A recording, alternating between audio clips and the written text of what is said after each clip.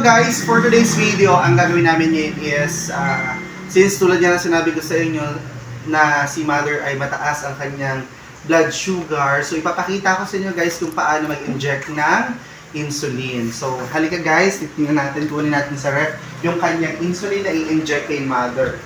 So kaninang umaga galing kami sa clinic kay Dr. Yu. Ang sabi niya is ipagpatuloy lang daw yung paggamit nitong insulin na ang kanyang brand is Padevta Insulin Glargine. Yan. So sabi niya, ipagpatuloy daw yung paggamit, pag-inject ng insulin kay mother para tuloy-tuloy yung pag-heal niya, tuloy-tuloy mawala yung kanyang diabetes para yung blood sugar niya ay bumaba. And ipapakita ko sa inyo guys kung paano mag-inject kay mother. Naka-ready na siya ni Mother Earth. Pakita ko siya ni Mother.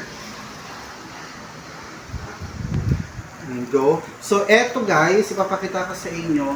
Itong syringe na nakalagay dito is ginamit na namin kahapon. And ang paggamit po ng syringe na to ay hanggang 3 beses po. And ito ipapakita ko sa inyo. Ang sabi ni Dr. Yu ay 25 lamang. So, ikutin natin hanggang 25. Itong dosage na i-inject natin kay mother. So, 24 nasa gitna ang 25. Ayan. 24 and 26 nasa gitna ang 25. So, ready ka na, mother? So, itutusok ko na, guys. Tingnan nyo. Ganito lang ginagawa ni Mother Earth tuwing gabi. Ayan. And then,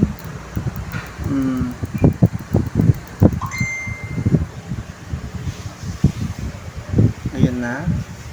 So, yun na yun, guys. Inject na natin ang insulin kay mother at sana tuloy-tuloy na siyang gumaling. Thank you guys! Don't forget to subscribe my YouTube channel, JLord TV. Bye-bye!